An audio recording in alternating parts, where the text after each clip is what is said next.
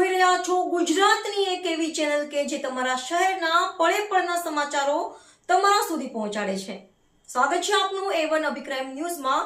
હું છું એન્કર અર્પિતા પટેલ।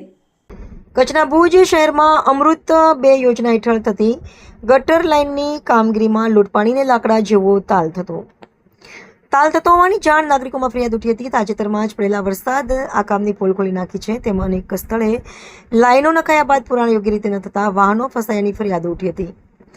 શહેરીજનો કહી રહ્યા છે કે અમૃતનું કામ લોકો માટે ઝેર સમાન બની રહ્યું છે। ભુજમાં અધધ કહી શકાય તેમ 50 કરોડના ખર્ચે ચાલતી અમૃત યોજના 2માં નવી રિલોકેશન સાઇટોમાં મુખ્ય આંતરિક ગટર લાઈનો નાખવાનું કામ ચાલી રહ્યું છે।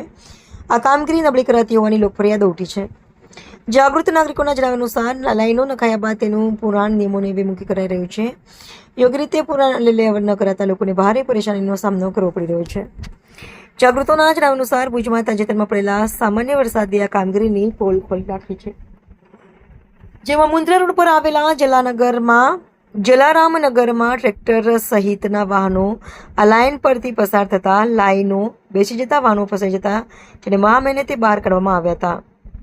લોકોની સુવિધા માટે આવતી ગ્રાન્ટના નાણાંનો બગાડ ન થાય તેમ જાગૃત નાગરિકો જણાવી રહ્યા છે। રિપોર્ટર ભરત ઠાકોર, કચ્છ।